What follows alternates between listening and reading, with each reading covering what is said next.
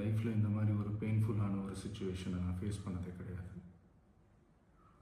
மனசு முழுக்க வலி வலி மட்டும்தான். இந்த சுற்றுப்பயணத்தில் என்ன மக்கள் பார்க்க வராங்க. அதுக்கு ஒரே ஒரு காரணம் தான், அவங்க என் மேலே வச்சிருக்கிற அன்பும் பாசமும். அந்த அன்புக்கும் பாசத்துக்கும் நான் எப்பவும் கடமைப்பட்டிருக்கிறேன். அதனால தான் இந்த சுற்றுப்பயணத்தில் மற்ற எல்லா விஷயங்களையும் தாண்டி மக்களுடைய சேஃப்டி, அதில் எந்த காம்ப்ரமைஸும் பண்ணிடக்கூடாதுன்றதுக்காக தான் அது என் மனசில் ரொம்ப ஆழமாக இருக்கும் அந்த எண்ணம்.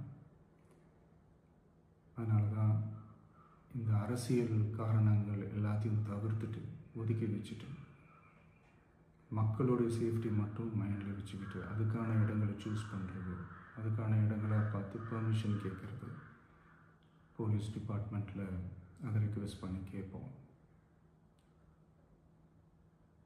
ஆனால் நடக்கக்கூடாதது நடந்துருச்சு. ஆனால் மனுஷன் தானே, அந்த நேரத்தில் அத்தனை பேர் பாதிக்கப்பட்டு இருக்கும்போது எப்படி அந்த ஊரை விட்டுட்டு என்னால் கிளம்பி வர முடியும்? நான் திரும்ப அங்கே போகணும்னு இருந்துச்சுன்னா அதை ஒரு காரணம் காட்டி அங்கே வேறு சில பதட்டமான சுச்சுவேஷன்ஸ், வேறு சில அசம்பாவிதங்கள் அந்த மாதிரி எதுவும் நடந்துடக்கூடாதுன்றதுக்காக தான் நான் அவாய்ட் பண்ணேன். இந்த நேரத்தில் சொந்தங்களை இழந்து தவிக்கிற அத்தனை குடும்பங்களுக்கும் என்னுடைய ஆழ்ந்த இரங்கலை தெரிவிச்சுக்கிறேன். எனக்கு தெரியும், என்ன சொன்னாலும் இது ஈடேயாகாதுன்னு எனக்கு தெரியும். ஹாஸ்பிட்டலில் ட்ரீட் பண்ணிகிட்ருக்கிற எல்லாருமே சீக்கிரமாக க்யூர் ஆகி வரணுன்றதை இந்த நேரத்தில் நான் வேண்டிக்கிறேன்.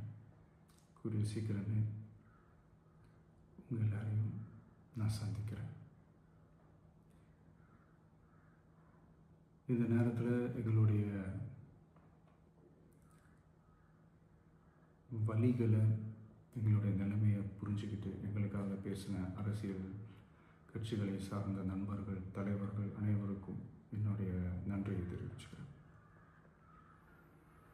கிட்டத்தட்ட ஒரு 5 மாவட்டத்துக்கு பிரச்சாரத்துக்கு போனோம். இந்த மாதிரி எதுவுமே நடக்கல. ஆனால் கரூரில் மட்டும் ஏன் எப்படி நடக்குது, எப்படி நடக்குது? மக்களுக்கு எல்லா உண்மையும் தெரியும். மக்கள் எல்லாத்தையும் பார்த்துக்கிட்டு இருக்கிறாங்க. கரூரை சேர்ந்த அந்த மக்கள் அந்த உண்மையெல்லாம் வெளியில் சொல்லும்போது எனக்கு கடவுளே நேரில் வந்து இறங்கி அந்த உண்மைகள்லாம் சொல்கிற மாதிரி எனக்கு தோணுச்சு. சீக்கிரமே எல்லா உண்மைகளும் வெளியில் வரும்.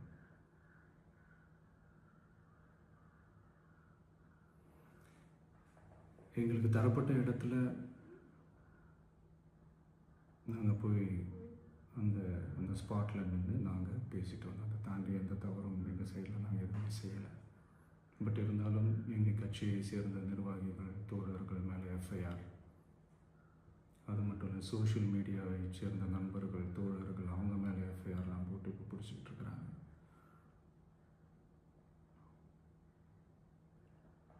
சிஎம் சார், உங்களுக்கு ஏதாவது இந்த பழி வாங்கணும் அப்படின்ற எண்ணம் ஏதாவது இருந்துச்சுன்னா